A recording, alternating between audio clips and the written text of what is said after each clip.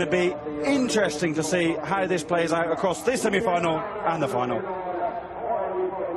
There you go, there's just confirmation of the grid positions as we prepare ourselves for the final moments. There you go, the marshals will now leave, pick up the boards and will leave the cars. They're on your own now, and at any minute now you'll see on the gantry there, ready to race. The lights will come on and I will not talk because we haven't heard this for a long time. The roar, the scream of the internal combustion engine popping and banging off the line. There are the lights, there's Johan Kristoffersson.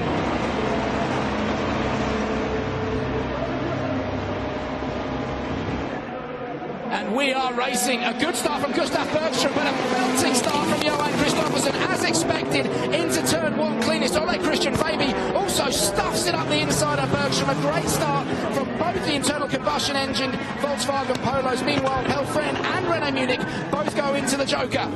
Absolutely no love lost there between OC Fabi and Gustav Bergström. OC sinks it up the inside of his teammate in the opening corner. Bergström returning to World Rx this weekend in the all-electric Volkswagen. We can see below that wonderful drone shot now coming down the hill. 160 kilometres an hour as you pitch it into the right-hander before the jump. But now we will see Johan Kristoffersson deliver what we can only expect to be a masterclass at the front of the order. Absolutely, and I have to say as well, Hal, when you look at tyre strategy, Johan Kristoffersson running an older set of boots, and he could confidently do that because of the people he had around him. He's got OC Fabi, he's got Gustav Bergström, you know, they're all in the same team, so no real reason for Johan Kristoffersson to slap a new set of tyres on that car. And they are very good, KMS, at managing that team strategy. Very rarely do you see them run into each other. They're all good mates. Johan Kristoffersson and OC Fabi, very, very good friends off track, and that does make a difference, doesn't it, when you're going head-to-head in a race at FIA World Championship level. Kristoffersson neat and tidy over the jump. We were just riding on board with OC Fabi, and the key thing for me, Hal, is you look at the driver's hands. They're not throwing the car around. Anthony Pelfren, just in my commentary window, has had a spin at the final corner as we watch Johan Kristoffersson, Fabi, Bergström into the Joker. Great spotting by Gustav Bergström's father, who's on the radio this weekend, with Pelfren's spin there. Really opened up the margin to be able to Joker and get in and out. This will guarantee Bergström a place in the final this afternoon, of course, if he gets to the end of the race. But running third and third comfortably will progress through, and that can only improve for him if something happens to either of his KMS colleagues up front. Controlling this race, Johan Kristoffersson and OC Fabi. I am convinced that both of these cars could go quicker if they needed to. It's all part of the strategy. It's not about time anymore, it's about position on the circuit, finishing position on the circuit.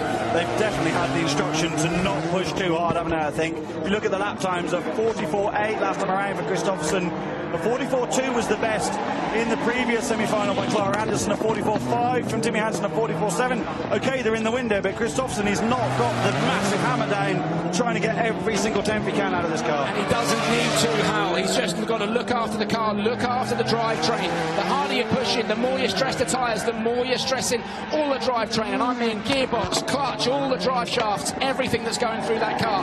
If you don't need to lean on it, you don't lean on it anymore. That's the strategy we're at. You can see Johan Kristoffersson actually physically backing off coming out of the final turn. It will not be that case in the final, I promise you that. Especially when you have your teammates in the top three and they're comfortably ahead of Pelfren. KMS will have the trump card in the final with three cars there, and that's not because of course they want three cars on the podium, but it's more critical in the tactics that you can afford to sit in that Joker window with a car perhaps when someone's fighting for the lead, stop the other car, Jokering. It's a really powerful hand to have, so three cars progressing will be very important for the KMS squad.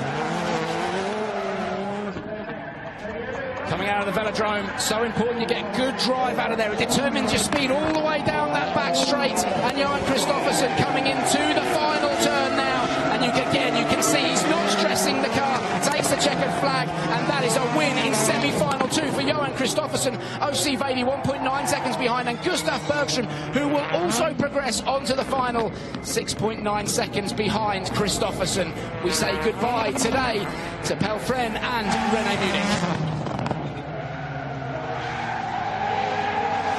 Strong opening day from Pelfren, I have to say, taking on these brilliant drivers on his World Rx debut. Good job, and we will see him again in round two.